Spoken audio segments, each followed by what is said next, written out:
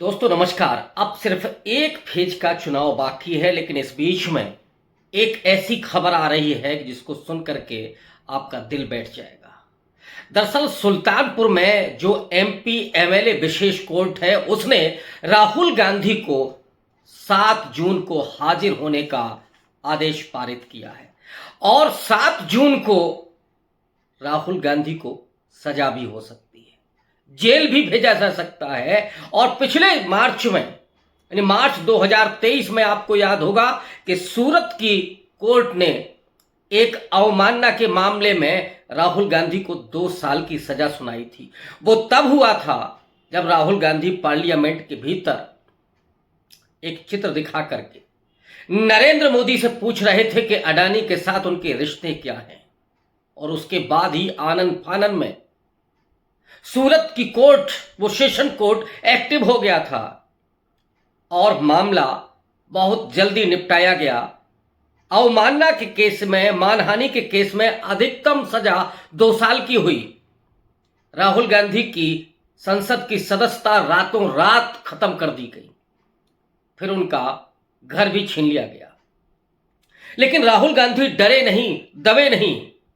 उन्होंने चाबियां सौंप दी घर की और ये कहा कि मेरे लिए कोई एक घर नहीं, बल्कि इस देश के करोड़ों जो कांग्रेस से सिंपैथी रखने वाले लोग हैं उनका घर ही मेरा घर है। और उसके बाद जो हुआ वो पूरे देश ने देखा कि किस तरह से राहुल गांधी भारत जोड़ो यात्रा के बाद एक नए भारत के आइकॉन बनकर के उभरे। नरेंद्र मोदी से जो वो सवाल पूछ रहे थे पार्लियामेंट के बाहर सड़क पर 4000 किलोमीटर पैदल चलते हुए और संसद के भीतर नरेंद्र मोदी की आंखों में आंखों डाल करके, क्या वजह है कि अडानी दुनिया के तीसरे नंबर के अरबपति हो गए, लेकिन इस देश के 81 करोड़ लोगों को आज भी 5 किलो राशन पर अपना जीवन गुजारा करना पड़ रहा है। एयरपोर्ट से लेकर के बिजली के संयंत्र तक, सड़क से लेकर के और कोयले की खदानों तक अडानी के हाथ में कैसे चली गई। अंबानी और अडानी ये 2 गुजराती उद्योगपति, इन 2 गुजराती भाइयों के नरेंद्र मोदी और अमित शाह के चंगुल में किस तरह से पूरे देश का दोहन हो रहा है। रिश्ता क्या है आखिर, ये सवाल जब पूछ रहे थे राहुल गांधी तो उस समय सजा हुई थी, घर छीना गया, संसद की सदस्यता छीनी गई। बाद में जब हाई कोर्ट ने स्टे दिया उसके बाद उनकी सदस्यता बहाल की गई। घर तो लौटाने की बात हुई, लेकिन राहुल गांधी ने घर लेने से इनकार कर दिया और आज वो अपनी मां श्रीमती सोनिया गांधी के साथ 10 जनपथ में ही रहते हैं।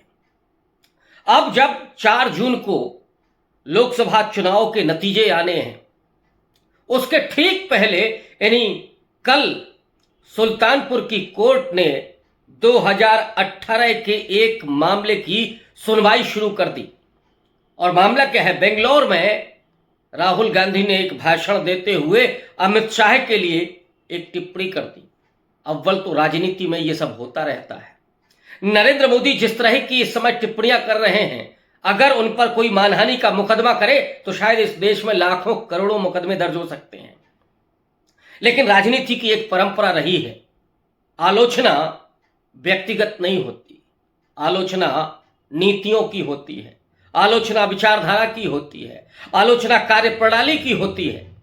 लेकिन भारतीय जनता पार्टी में आलम यह है कि अगर आप अमित शाह को काउंटर करते हैं, नरेंद्र मोदी को काउंटर करते हैं, तो उनका कोई भक्त, उनका कोई समर्थक कहीं भी किसी भी कोर्ट में मुकदमा कर सकता है। हालांकि मानहानि के मामले में नियम यह है कि जिस व्यक्ति की मानहानि हुई हो, जिस व्यक्ति की अवमानना हुई हो, वही कोर्ट में जाकर के मुकदमा कर सकता है। लेकिन यहां पर तो भारतीय जनता पार्टी के एक नेता विजय मिश्रा, उन्होंने अमित शाह पर राहुल गांधी की बेंगलोर में की गई टिप्पणी के खिलाफ मानहानि का मुकदमा किया।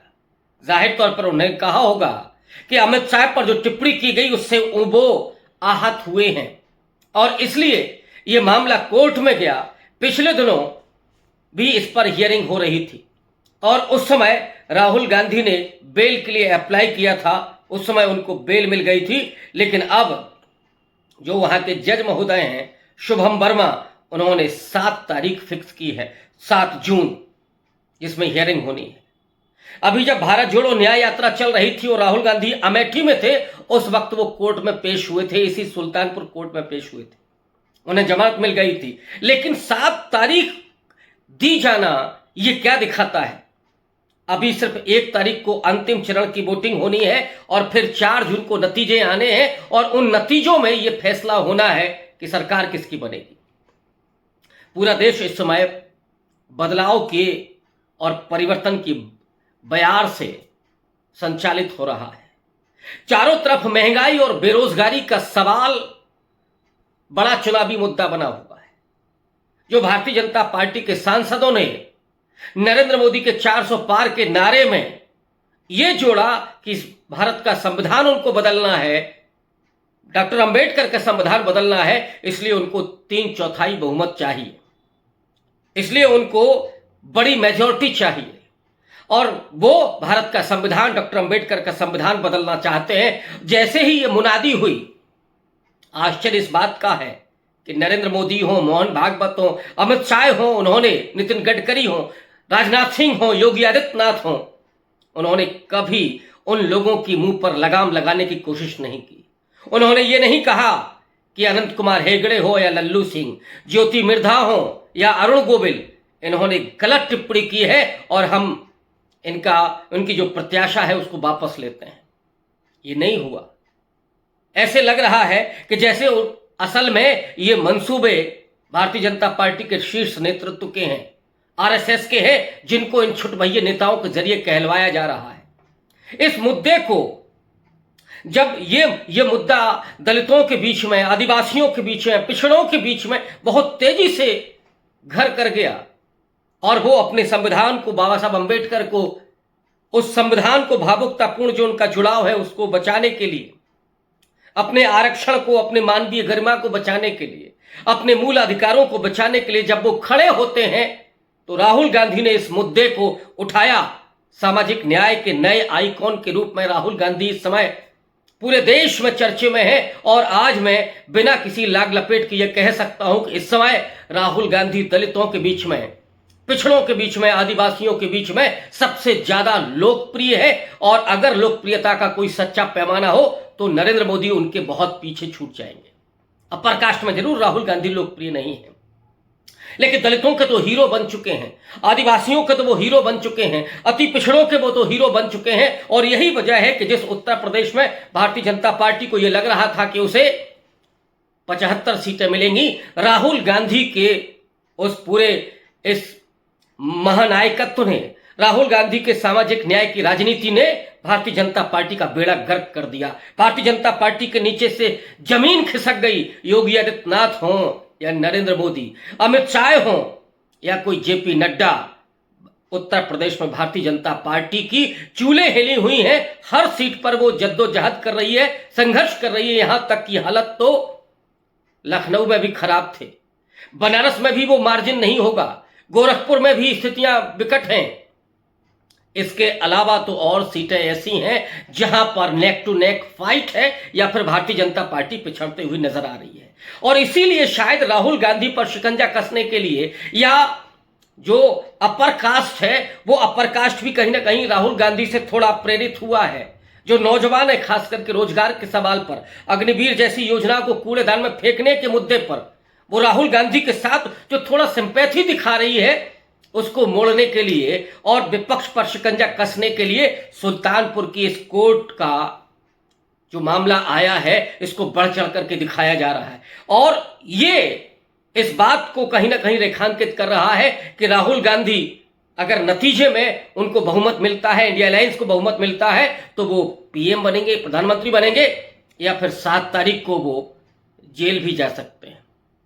ये तो तय करना है इस देश के लोगों को। 7वें चरण में केवल 53 सीटों पर, 57 सीटों पर मतदान होना है। उत्तर प्रदेश की 13 सीटों पर मतदान होना है। इस आखिरी चरण में क्या राहुल गांधी के इस खबर का असर होगा? कहीं ऐसा ना हो कि इसमें ये खबर भी बीजेपी के लिए मुश्किलें पैदा कर दे, बीजेपी के लिए जो सीटें भी मिल सकती थी वो सीटें भी कहीं ना कहीं फंस जाए, क्योंकि राहुल गांधी को लेकर के जो सिंपैथी इस देश में है, जो इस देश के लोगों में राहुल गांधी को लेकर के जो भावनात्मक जुड़ाव है, वो कहीं ना कहीं मोबिलाइज करेगा और Rahul Gandhi India alliance Congress party के पक्ष में अभी लगता है कि दलित पिछड़ा जो आदिवासी समाज है वो और भी ज्यादा मजबूती के साथ खड़ा होगा, क्योंकि उसे तय करना है कि राहुल गांधी को प्रधानमंत्री बनाना है या राहुल गांधी को जेल भेजना है। राहुल गांधी अगर सत्ता में नहीं पहुंचते हैं, अगर इंडिया अलायंस सत्ता में नहीं पहुंचता है, तो जाहिर तौर पर राहुल गांधी, जो अरविंद केजरीवाल ने कहा कि तेजस्वी यादव भी जेल जाएंगे, अखिलेश यादव भी जेल जाएंगे, ममता बनर्जी भी जेल जा सकती हैं, उद्धव ठाकरे भी जेल जाएंगे, तो राहुल गांधी भी कैसे बच सकते हैं? और ये शिकंजा क्या इसीलिए तो नहीं है। लेकिन देखना यह है कि 7वें चरण के अंतिम चरण के मतदान में लोग राहुल गांधी को प्रोटेक्ट करते हैं या नरेंद्र मोदी के पक्ष में जाते हैं। बहुत शुक्रिया, धन्यवाद।